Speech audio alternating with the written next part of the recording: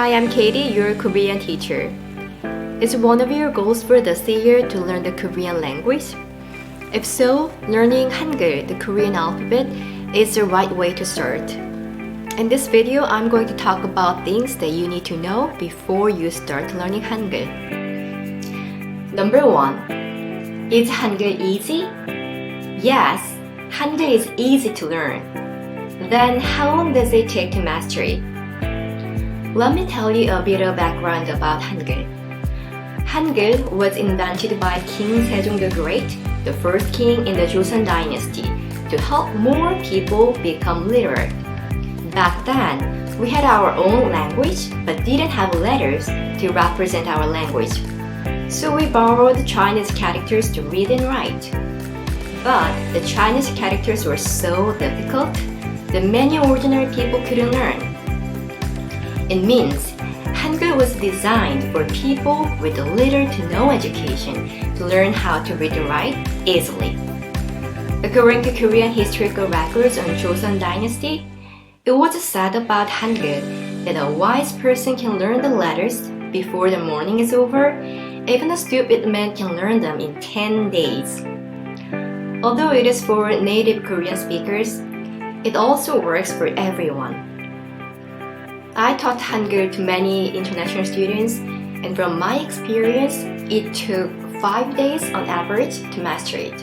So, easy to learn. Number 2. Don't depend on Korean language romanization, which is a Latin script representation of the Korean alphabet.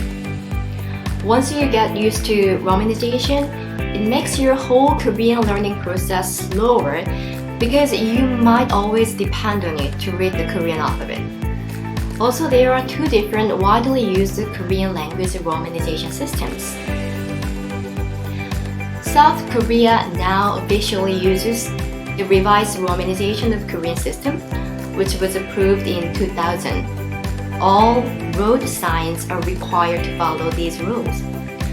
According to this system, the word Hangul is spelled like this. But if you use the Mekon shower system, which is widely used in English-speaking countries, the word Hangul is spelled like this. Why could this be a problem? Let's imagine you come to Korea to travel. You don't know Hangul.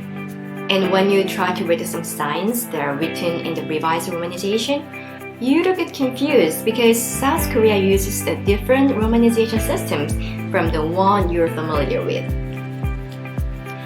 Just learning Hangul off the bat eliminates this confusion. Learning Hangul is easier than getting used to the new romanization system. Just in case you want to learn more about the two romanization systems, I'll put the links to some resources in the description below. Please check if you're interested. Number 3.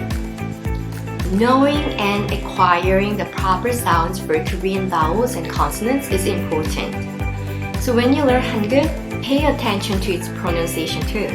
Once it is fossilized, it is tough to change later because you have already acquired muscle memories for the sounds.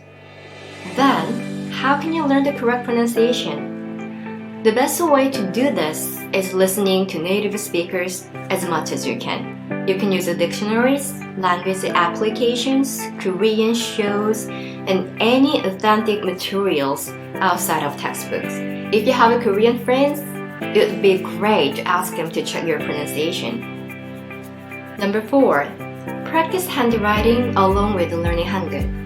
In that way, you can learn the letters more precisely and read and write fluently much faster. Now you know what to keep in mind when you learn Hangul. If you want to learn Hangul, just follow through with the Hangul lesson videos in these channels, then you will be able to master it. I hope to see you in the next video soon. Have a great day!